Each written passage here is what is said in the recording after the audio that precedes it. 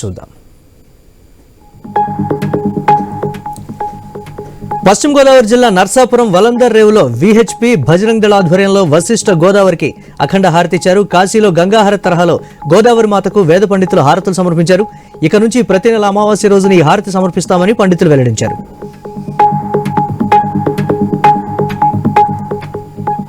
ఖమ్మం జిల్లా సత్తుపల్లి డివిజన్ వ్యాప్తంగా గత 2 రోజుల నుంచి భారీ వర్షం కురుస్తోంది. దీంతో జనజీవనం స్తంభించిపోయింది.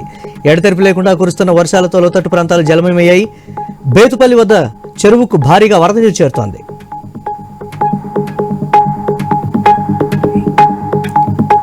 నారాయణపేట జిల్లా మక్తల్ మండలం సంగంబండ బ్యాలెన్సింగ్ రిజర్వాయర్ కు వరద ఉధృతి పెరిగింది. దీంతో ఇరిగేషన్ అధికారులు ఒక గేట్ ఎత్తి దిగువకు నీటిని విడుదల చేశారు. రిజర్వాయర్ ఇన్ఫ్లో 1000 క్యూసెక్లుంటే అవుట్ఫ్లో 500 క్యూసెక్లు ఉంది. పూర్తి స్థాయి నీటి నిల్వ 3.317 టీఎంసీలు. ప్రస్తుత నీటి మట్టం 2.435 టీఎంసీలు.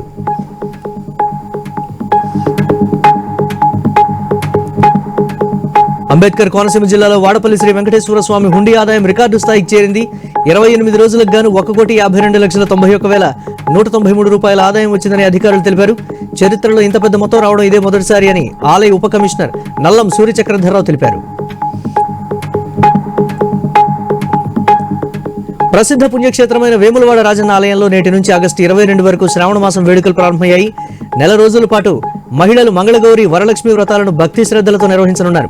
ప్రతి సోమవారం స్వామివారికి మహాన్యాస పూర్వక ఏకాదశ రుద్రాభిషేకం, సాయంత్రం మహాలింగార్చన నిర్వహించనున్నారు.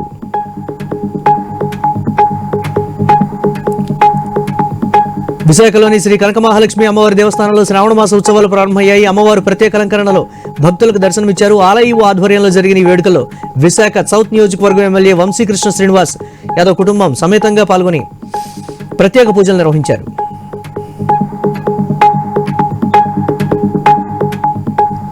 కొమరం భీం ఆసిఫాబాద్ జిల్లా ఆసిఫాబాద్లోని కమ్యూనిటీ కాంట్రాక్ట్ ప్రోగ్రాంలో భాగంగా పోలీసులు కార్డన్ సెర్చ్ నిర్వహించారు. సరైన పత్రాలు లేని 45 బైకులు, 4 ఆటోలకు చలానా విధించారు.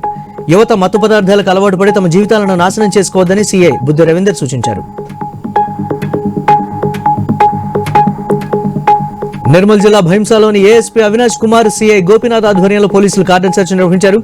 ఇంటింటిని తనిఖీ చేశారు. సరైన పత్రాలు లేని 90 బైకులను, 1 ఆటోను సీజ్ చేశారు. ప్రజలకు భరోసా కల్పించేందుకే పోలీస్ శాఖ నిరంతరం కార్డన్ సెర్చ్ నిర్వహిస్తోందని ఏఎస్పీ తెలిపారు.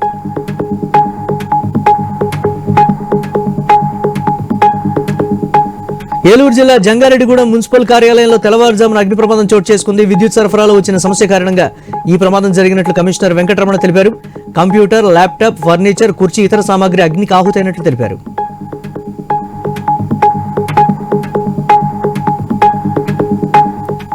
కామారెడ్డి జిల్లా ఇస్లాపురలో గత 3 ఏళ్లుగా ఒకే భవనంలో 3 పాఠశాలలు నడుస్తున్నాయి. భవనాలు శిథిలావస్థకు రావడంతో స్థానిక నాయకులు ఎమ్మెల్యే దృష్టికి తీసుకెళ్లారు.